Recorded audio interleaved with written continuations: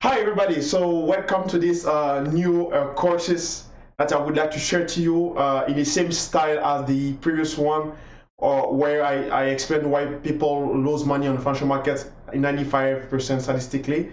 So this video got huge success. I thank you for that, for watching this video and for sharing. So today I will also explain to you why you do not have to set a line of price, but instead of to have a zone of price. So basically it's the same concept as the ZOC, which is zone of control, and price of control, POC, right? Or price of control or point of control is the same notion. So my name is François. I hope that you're doing very well. It's your first time to discover me. I'm the main trainer and founder of Global Street Trader Academie, which is GSTA, of course. You can see, you can find us through different social media as well, at Facebook, Twitter, TradingView as my profile, which is Frank Belfort, also the YouTube channel also, right? So today I'm gonna explain to you to apply the theory, economic theory, to the trading. Why? Because basically, of course, I have the background in economics, so I've been trained as an economist. So it's very great to approach the market with this logic, because it will minimizing your the likelihood for losing money. And that's why I make the previous video, as you see, where I demonstrate you if a statistic why people lose money in 95%. So today we will see something very technical, but in same time is also something also related to the fundamental analysis, right? Because in each technical analysis, we do also have a fundamental approach based on the theory of economy, right? So today I will explain to you how you have to interact the price of the market, right? And why you don't have to set just one line of price, but have a zone, right? So basically you have a two side of market, right? We have two sides. So you have to be a seller, right? Seller, which is the supply, right? Or buyers, which is the demand, right? So you're a seller or you're a buyer, right? If you're a buyer, that being said that you're looking as much as possible to buy the price the cheapest possible, right? Because you're a buyer, you want to optimize your profit and minimize your loss. And if you're a seller, it's the same concept. You have to sell the price as much as possible, as high, the highest as much as possible, and also take your profit, right, to the low, because you sell at the high. So that's why we call buy, right? Buy low for them and sell high for those people, right? So buy low, sell high. So if you're a seller, you sell your product as the highest and the top, and if you're a buyer, you buy on the lowest and cheap, right? So basically, it's just that the concept of the modern economy, right? And also, we do have a kind of simplistic representation an economy as this is our market. The curve of the demand is this how can I call that, this curve, right? This line or this curve, which is the demand, and we have also this curve too, which is we can say the offers or the suppliers. So the supply. So this is the price of demand, which is it's going down because it's the price and the quantity, right, are inversely correlated, right? When price going up, the quantity going down, and vice versa. But for the suppliers, when price going up, the quantity also follow. So they are positively or negatively correlated, right?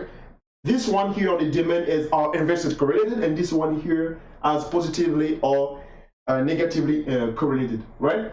And here we do have the price of control, right? When the market is on the is balanced, is steady, we have the quantity optimized and the price also optimized as well. So this is the POC here, when the market is on the equilibrium, right? So this notion is very important when you do trading, because you can see sometimes that the market could be sometimes in like this. Like, let's suppose like the market is like this, right? So those markets. So people probably would like to consider themselves that the market is uptrend market. Some people could consider this market, we have to buy it, and some people also consider that you have to sell this market. But for the buyer here, he won't trying to buy here. He will trying to buy maybe here, right? Or some others will trying to buy here, right? So at different level, we do have a buyers, right? So that's why we call this guy here as we call that we can call POC zone or ZOC, zone of control, right? Or also the zone, we can say also zone of demand, right? Zone of demand, right? So this zone here, if you consider that you want to buy, because between this zone here, we do have a different price that you would like to be executed as a buyer, right? So when you buy the markets, you'll be a buyer, so you're part of the demand curve, right? And also other people, if they would like to sell this market, so we can represent also in the same idea of the seller. If we, sorry again, if they consider that they would like to sell, they're probably trying to sell here, right? Or here, or here. So this zone here, that we call the supply zone, or the price of ZOC or POC or whatever you call. But this zone here, it's for seller. So we saw a seller price here and a buyer price level as well. So that's why when you do trading, you have to be of one of this market, and between this zone, you do have to set a cap on price, which is maximizing your profit, of course, and minimizing your loss, right? So when you set just a line of price, that being said, you pretend that this price is the right one and the market will going to take it and execute me, which is absolutely false, right? It's really false, because we don't know which was the we don't know which is the right price for optimizing our supply or our demand, right? Because we do have a couple price, we set up couple price, and those a couple price could be a speculative price, could be also technical price, could be or psychologically price or fundamental price, but it's all of set of price, which is that we decide that it's the set of the price, so the zone of control, or the zone of the price of control, right? So that's why you don't have to set just one line of a price. And the things which is very important, we know that in the simplistic market, which is a game between buyers and sellers, the buyers, or we can call them the ask side, right? So in the ask side, there's five factors which is very influencing the demand size, or the demand the demand or the buyer side. There's just five factor or five determinant on the economics, based on the fact that they interacting between the sellers and the buyers. So we do have the income, right? The income of the economic agent, also the price. We do have also the comparable of product price, right? We do have also the number of the buyers or the asker, right? And anticipation, right? So it's those five things here that it's influencing the curve of the demand side, right? Buyers, which is influencing by income, price, comparable product price, buyers, a number of buyers, and anticipation. If you do trade of a CFD product, you cannot have the number of buyers, because number of buyers is when the market is centralized. So if you're trading in the futures market and you have access to the order book, or a order for transaction, you can have the number of buyer in different price level. So you can see the quantity of buyers and their rank. This is the one of advantage of futures markets. You can have those information, but if you're trading in CFD, you cannot have this information, right? But the two fact which is very important for us is the price and the anticipation. If you're trading CFD, if you're trading futures market, is a price, number of buyers, and anticipation. Okay, so those guys like income and comparable product price, it just reserved to doing a model, to build a model of economic model of macroeconomic model for studying the demand size, right? And for the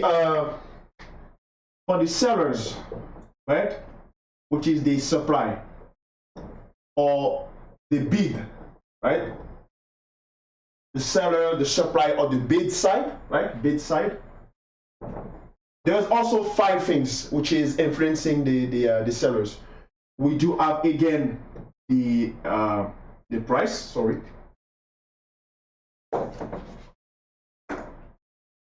We do have the price. We have also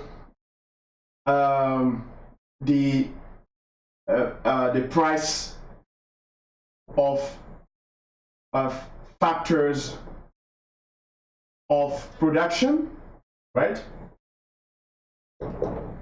We do have the technology. Okay, technology, sorry, I read that in French. So technology, right? Technology. We do also have the income, right? The income of agent factor. And also the last one, we do have also the number of seller. So again, as you see here, we see that we have like a common factor, which is come again, like the price, the income, and number of sellers, and anticipation. Oh, sorry, we don't have income here. We have also anticipation. My apologies. Anticipation. Sorry. So in the demand or in the ask, we do have like the price, the income, the comparable price of product, and we have the anticipation. And here also we do have the number of seller, which is the same thing. If you're trading a CFD, you don't have access to the CFD. If you're trading for the futures market, then you can have access to the number of seller and the different level of price of seller, right? And also we have anticipation and the price, all those stuff, right? So if we consider as the modern economy by like the usual model that economists use, which is called well, in French we said offer equal demander, or supply equal demand, then both they are influenced to the same factor, which is common factor, which is the price, the anticipation, and the number of both of supplier and demander. That's what we call the volume of the market, or the quantity, right? So the volume of the market or the seller, it's influencing the game between seller and buyer. But the only things that we do have in common is anticipation and price. So that's why, as I told you again, the best factor in economy is the price and quantity, right? And anticipation as well. So when you do trading, right, in each market or each chart that you will study, you will see, you have to reason as if I would like to, for example, if I would like to buy a gold, right? That being said, the inside of demander, right? And that's why if you follow me sometimes in the video that I produce when I do analysis on a Monday or on a Friday, you've probably seen that sometimes I draw in my charts those kind of huge level, which I call like a weekly demand, right? Or weekly weekly supply or weekly demand. Sometimes you already saw me that on the chart. So this level, of course, I explained to you how to determine to the courses with like the GDP Global Training Program, but the usefully with that, with the weekly demand, it show you what is like the bias of the markets, right? Why the market is supposed to be bullish or supposed to be bearish. That being said, if the charts of the market, we are in this level here, the market oscillates in this level here, and we contain the market with the weekly demand, and we around here. That being said, the market is supposed to be higher of the weekly demand, so we're supposed to be bullish. The bias is supposed to be bullish because we trying to be above of the weekly demand, and is also the same thing as if we oscillate like this, and we call here the weekly supply, right? So if the market's supposed to going down, so going below the weekly supply, That being said, the market is supposed to be bearish, right? So when the market evolved up and coming here, they do intersection here, which is we call the POC, the point of control of the equilibrium of the market, right? Or zone of the market, right? Zone of control, right? But here, we don't know which one price will be very important to follow. Then the market, if it break it, will be if it go up or going down. That's why we set with different price here. We're putting different price here. We put 4 prices here, as I mentioned to the previous video. And between these prices, there's 2 prices or 1 prices or 1 price, sorry, 2 prices or 1 price, which is supposed to maximizing our profit if we buy it, and then minimizing the risk of to lose money, right? And exactly the same thing as the weekly supply, right? So the gain between the bid and ask, that we call the spread. As the trader, you need to to play between them. So that's why there's some of a trading side called to be a spread trader, because they're just playing between the wide between the buyer and the supply. But as the normal trader or retail trader or institutional trader, they just follow they just take a look to see and to detect where is the weekly supply or where is the weekly demand, if it's existing, and then they pushing the price higher, because if they see a signal or weakening of the market, depend of the price, right? The level of the price, and depend also of the anticipation, okay? And depend also of the number of buyer and seller, right? Which is crucial. So if institutional traders take a look here and they see that there's lots of buyer which is waiting to be executed by a different price here, they will support them and pushing the price higher. But you don't know why the market going up, because you don't have access to this information. But the institutional traders, they can see through the order book and other different tools of indicators how much buyers they are ready to buy in this level, and so on and so forth, right? And it's the same thing as a seller. When they see where the market, where they all the traders are are placed, or can see, oh, those guys want to sell euro dollar, or let's say 1,000 contract of euro dollar. I just take a random example. It's not true what I said, but it's just for illustrating my point of view. But let's say he want to sell 1,000 contract of gold, right? So we'll see. He's ready to sell 1,000 contract of gold. We'll take a look at the price. Let's say he want to sell that at 1,300. So at 1,300, we have someone in the market somewhere. He want to sell 1,000 contract. So institutional traders, if they see that the market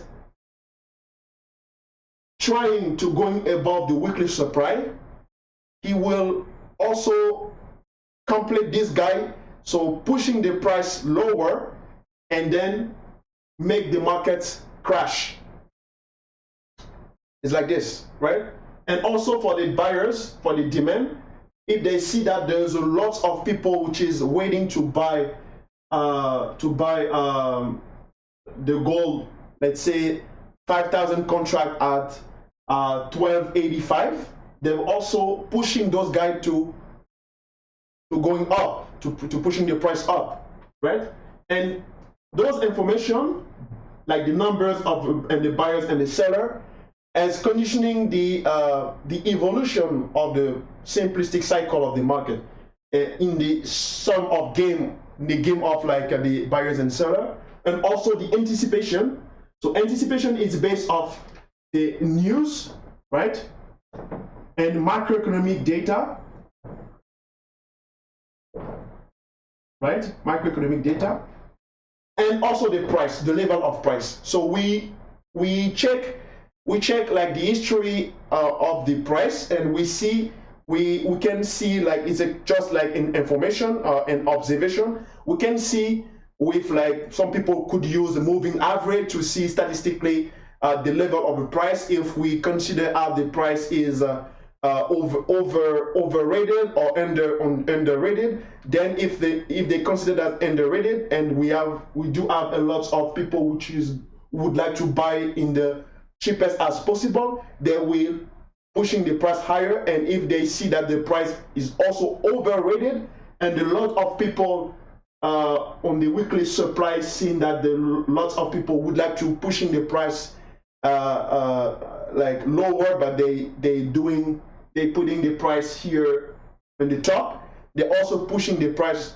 lower, then to converge to the equilibrium, which is also the price of control, or also they will converge to the moving average, right? It's just that. So it's the game between buyers and seller, right? So that's why you need to know for each product, you need to know the level of price. If you're trading to the CFD, you don't have access to the quantity of buyer and seller. It's okay. There's another way to interpret the market. I teach that to the training. But if you're future market, you can have access to this information, right? And also you will see, we'll also check the anticipation. So what is the data, macroeconomic data, and what's the news, which is supposed to going to a different size, going to the seller and buyer, depend on the observation of the macroeconomic data. So if the observation said that this week we have an anticipation of the a lower CPI, which is consumer price index. That being said, in your product that you would like to trade, the bias on this one for the macroeconomic data is supposed to be low, right? Because in the market, many people anticipate to have like a lower, the consensus expecting to have a lower data on the CPI. So we do have this information. We'll also check the historic of the price, if the price is overrated or underrated accordingly to the moving average, right? Sometimes you can see those things like a chart, right? I'm not a good drawer, but we can see those things, right? Those things, right? So we see a moving average like this, right? So if you see the moving average like this, right, we have to determine between the price according to the moving average, if we overrated price or if we underrated the price. So if we overrated, that being said, most of people would like here trying to sell the market and then converge to the moving average. And then the opposite, if it's moving average like this with the candle here, we'll see also the distance between that, and they also would like to pushing higher with the weekly demand to converge to the moving average, which is statistically the mean of the price of the market. Okay, so I will stop that here. It's just to let you know how you have to interact with the markets. So for sure, it's the same approach that I teach you through my academy. So today I do this video in casual because it's very cold here. We do our minus 30 degrees. So it's very extremely aggressive cold. So that's why I'm doing this in coat. So thank you so much for watching this video. If you like it, please leave a comment, share it, and also if you also want to know some details on what I'm explaining here You can also ask me any type of question through the Facebook page, Messenger, or also send an email if you want at contact@globalstreettrader in same word.com. And also, thank you so much again for watching this video, and we'll see you around in next video. Thank you so much. Bye-bye.